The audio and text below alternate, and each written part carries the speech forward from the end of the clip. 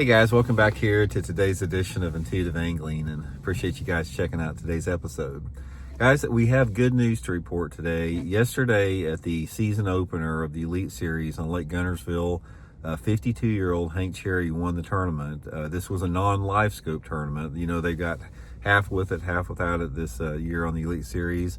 So I got some commentary. I want to talk on this a little bit and get your guys' feedback on it as well, because this is a good day for our sport, so we're going to discuss that today. Also, guys, before we get started, thank you very much, guys, for everybody that's taking time to hit that subscribe button here at Intuitive Angling. Right now, guys, we've only got 30% of the people that watch the channel are subscribed, so good way to help the channel out to hitting that button. We also got channel memberships, Patreon memberships, and also, guys, finally, anybody interested in booking an on-the-water lesson with me for this year coming up, just shoot me a private message on my Facebook page, Intuitive Angling with Randy Blaukat, and I'll get you guys the details for that, so really appreciate that. Okay, guys, obviously I'm tickled to death to hear this, simply because a lot of different reasons, but first of all, let's dig into this a little bit. Bassmaster, if you're not familiar with it, they have split the season. They've got, I think, 5 tournaments with the cheater box, 4 tournaments without it, and Lake Guntersville was the one without it. So this is the first tournament in a while where guys had to actually go out and just actually fish without using the spotlight machine. And you saw the result of it. You know, how many 52-year-old dudes have you ever seen win an event where Livescope was legal? That would be 0 on the Elite Series. This is the first one. This is the first one I can remember. Maybe Bill Lowen down in Florida, but it's a fraction of guys in this age group that has won in the Livescope era. So let's talk a little bit about what the deal is with this, the overall vibe of it. First of all, everybody has been pissed off at Bassmaster for the past 3 years because of their, forcing, spotlighting down everybody's throat. Everybody's tired of seeing a split screen of 4 heads looking down at a Livescope screen. They're pissed off about it.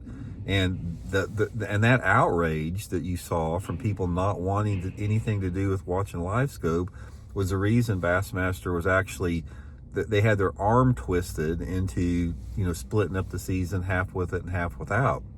So this was something that was forced upon them by the viewers. And as a result, this is the first tournament that I have seen in like 3 years where I've heard positive feedback. I had so many people comment and send me messages.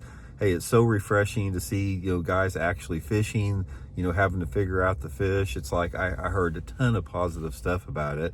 And I also heard a ton of positive stuff about the traditional Livescopers were struggling and have a tough time in this event. A couple of them did good, but only one thing about that, guys, that every time a well-known scoper does good catching fish without the scope, they have to bring it to the attention. So when somebody can actually catch a bass without Livescope and it's actually noteworthy to bring that up, how bad it is that they have to actually acknowledge the fact that they caught something without a Livescope. But I mean, it doesn't take a lot of skill to throw a freaking rattle trap over a grass bed. Anybody can pull up on the right grass bed and do it, even if you don't have a lot of skill behind traditional fishing. So anyway, let's talk a little bit about the whole thing here. First of all, Hank Cherry wins the tournament. Hank Cherry is one of the most underrated bass anglers in the world. I mean, the guy has won 5 Bassmaster tournaments and 2 Bassmaster Classics, and he's not as well known as he should be. I mean, that is and plus all the other stuff he's done, like with FLW.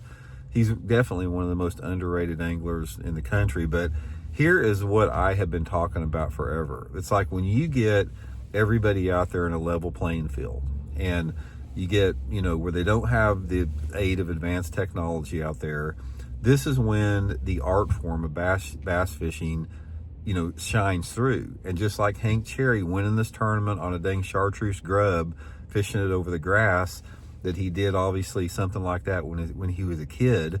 This is what I'm talking about the years and decades of experience that it's required to actually excel in a non-technologically advanced tournament.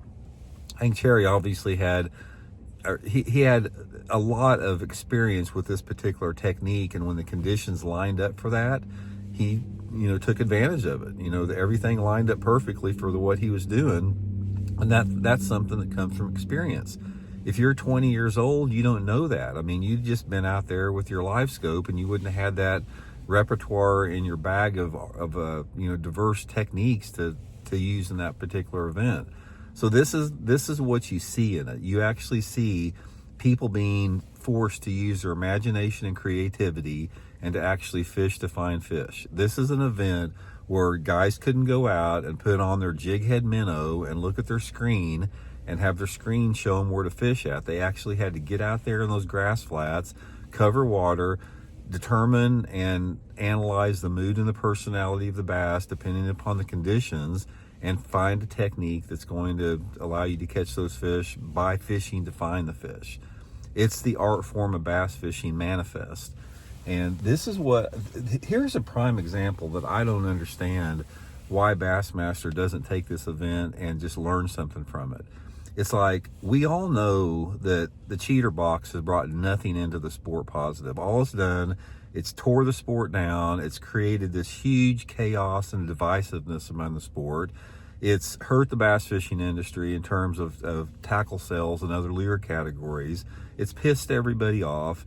You know, the only people that like it are a very small minority of people that's just their game. Everybody else can't stand it.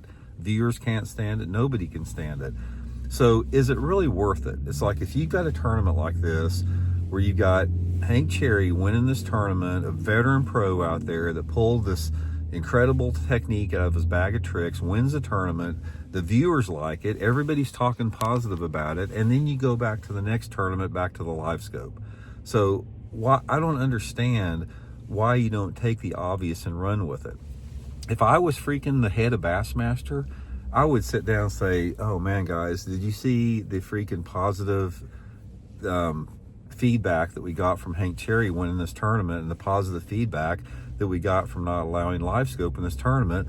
Let's just roll with it. It's like, we're going to make everybody happy. We're going to come out in mid-season and say we're going to ban forward-facing sonar from our tournaments from now on. There's nothing like that's going to be legal again.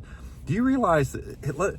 Let me throw a scenario out here. Okay, if I'm Chase Anderson, who owns Bassmaster, and I come to this realization that everybody's been trying to tell him forever, including me, that forward-facing sonar is the devil and we need to get rid of it and all this type of stuff. And he looks at Hank Cherry's win and he says, okay, we fought it, too long. We're just going to we're just going to get rid of it.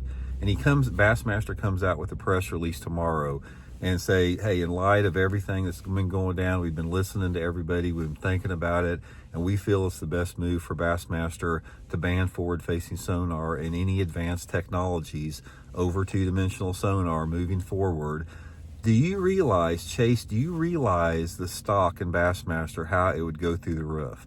Number one, I would be the freaking biggest fan that you guys have. I would spread the word around like crazy.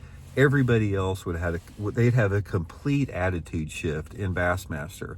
Everything, all the bad press, all the anger, all the memberships that Bassmaster has bled, which has been tons of memberships, including mine. I canceled my lifetime membership to Bass last year. All of those members would come back to the organization and say, we had a little hiccup for 2 or 3 years. Now we're back on track the way bass fishing is meant to be. The stock in Bassmaster would go through the roof, not only with the fans and the spectators, but with the sponsors as well. And I don't understand why people can't see that. It is so freaking obvious. And this event at Lake Guntersville yesterday was a prime example of that. So anyway, guys, I'm happy to see it. Like I said, enjoy these non-Livescope events, because the 5 that are going to be with forward-facing sonar, it's going to be the same deal. You're going to see 4 split screens up there with jig head minnows, guys staring down at the screen. There he is. Oh, he's getting close to my bait. Oh, he's almost on my bait. There he is. Oh, it looks like he's going to eat it. Oh, I better set the hook because I just saw him eat it. That's what you're going to have. That's all it's going to be.